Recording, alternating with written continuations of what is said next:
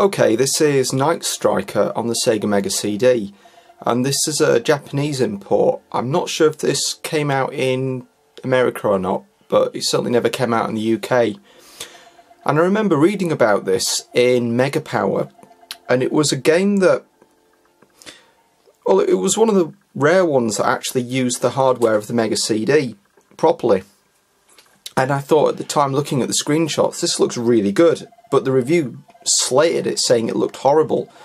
So I decided to give it a go years later, and well, I'm in kind of two minds about it. It was originally an arcade game, and there's a version on the Mega CD which is this, which I think was the first home port, and then the Saturn version came out probably a year or two later. And the reason I'm looking at this is this week I've been looking at, you know, DOS games like trying to think of the name of it and shoot and think at the same time. World Rally Fever, and it was really just to continue the theme about sprite scaling games. And I thought, well, since I've had, you know, DOSBox running, I'll do the Screamer games. But I can't get Screamer Rally to work with the 3DFX patch on DOSBox, so I'll come back to that later. So I thought what I'll do is I'll keep going with the sprite scaling games, and there are two that I want to just finish off with this week, and the first one's this. But visually, yeah, I see what the magazines were on about. I think this would have been Mega Power, which was a really good magazine, and it was the last magazine in the UK that was dedicated to the Mega CD, and I think the only one that might have been another. I think it was Sega CD Pro. And they just slated it, saying this game looked really nasty and blocky, and I see what they're on about, because it plays, in a way it looks like Outrun 20, is it 2097? Something like that. I'm thinking Wipeout. It was 20 something anyway. Oh, this bit's like Chase HQ. But the game feels a bit like Outrun 2097, and it wasn't actually made by Sega, it was made by Taito, which is loading. That's not good. The pause. It was made by Taito, so in a way it's kind of like Chase HQ, I suppose, in, you know, choosing your road, or maybe even the original Outrun. But what it's got is all this sprite scaling stuff, and I think what they've tried to do is take the arcade game and cram it into the Mega CD. But for some reason the sprites look really kind of blocky, and I don't know why, because I'll try and pause it. See, the sprites are not too bad when you know, when they get really close, like, bugger. No, I'll not do that anymore. When the sprites get really close, they're actually quite well detailed, but they just look so blocky when they're scaling, and I don't know why, because games like Batman Returns and the core design games like Soulstar all look really nice when they scale the sprites, and this isn't really throwing that many around. So I don't know why it looks kind of bad. Maybe it's because it was a third-party title, but it's a sprite scaling game, and I know they're generally held in quite high regard, but there aren't that many. But the game, I suppose, going back to the way this actually plays, it's actually a lot of fun. It plays halfway between a racing game, because you can put the vehicle on the floor, but it plays a little bit like Space Harrier in a way, and I think, bugger, I like the colour desaturation. No, I'm not dead. Yeah. But I think the game that it does play a lot like on the Mega CD, and it's one of my favourites, is Soulstar, because you can treat it as, you know, a racing game if you hold down or up, because I've got the controls inverted, or you can fly around. So again, like Space Harrier, it's kind of weird. So it's got the selection like Outrun, the look kind of like the Outrun 2097, and it's kind of got the sprite scaling of Soulstar, which is quite cool. And I think once you get into the game, the whole blockiness doesn't really matter much.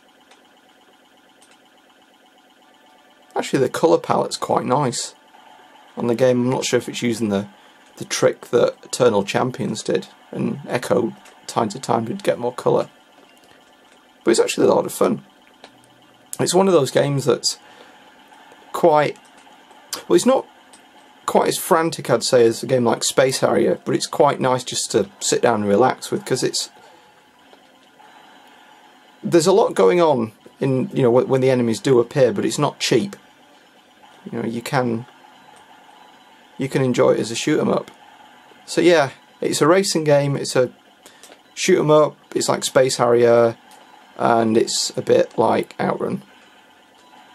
And it's on the Mega CD, and it's got sprite scaling.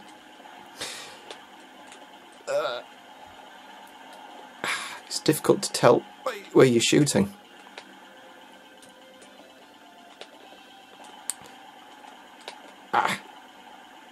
I'm not hitting the enemies very well, although they don't have a good aim and I don't have a good aim, so I'm just going to try and fly through them.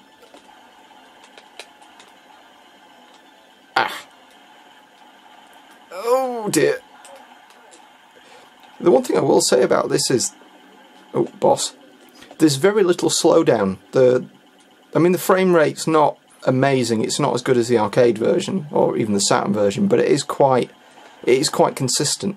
Oh, this really is Space Harrier. It's Cyber Dragon instead of a real dragon.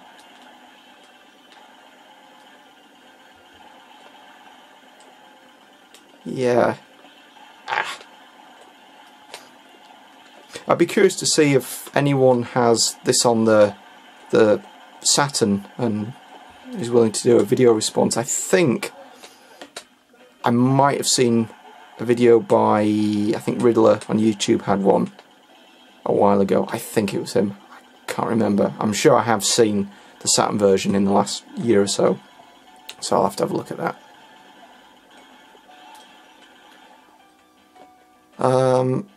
I'll be inconsistent and go right. Oh, you can still hit the walls.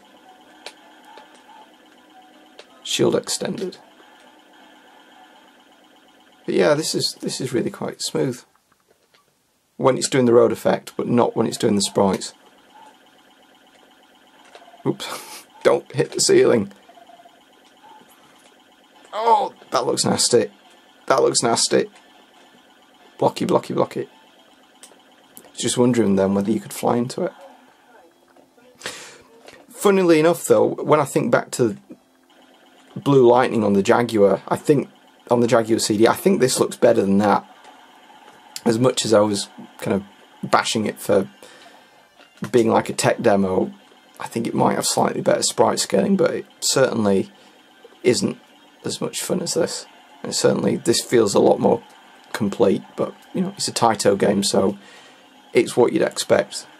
So I do quite like the Taito games, and I think some of their home conversions can be a bit hit and miss, but their arcade games are brilliant, and they certainly were in the 80s and 90s. I don't know what I'm doing. I think I'm playing this exactly as I do with Space Harrier and Afterburner. I have no idea what I'm doing. I kind of just randomly move the craft around the screen and shoot, and I tend not to get shot sometimes. I do wonder how well this would have done on the SNES with the Super FX chip, because the SNES can't do sprite scaling or even rotation. It can do it with mode 7. It can do one really big sprite which it rotates, or it's like a tile map, but it can't do lots of individual sprite scaling and rotating. And the only game that really did was Yoshi's Island, which used the Super FX 2 chip to do all the rotation. But I'd love to see how well that system with the Super FX 2 chip would do games like this, or even Galaxy Force 2. That would be brilliant, but you know, I've waffled on about that with the 32X. It was, I think these types of games were going out of vogue at that point, and this is probably why this never came to the you know, Europe on, or probably even the States as well, on either the Mega CD or the Saturn. Have I got him? Oh, that was lucky. Right, I think I'll leave it there. I mean, the game's fairly similar, you know what to expect. The stages don't change that much, but it's a nice little game if you fancy something that's just a bit of a combination of a lot of these famous Sega games.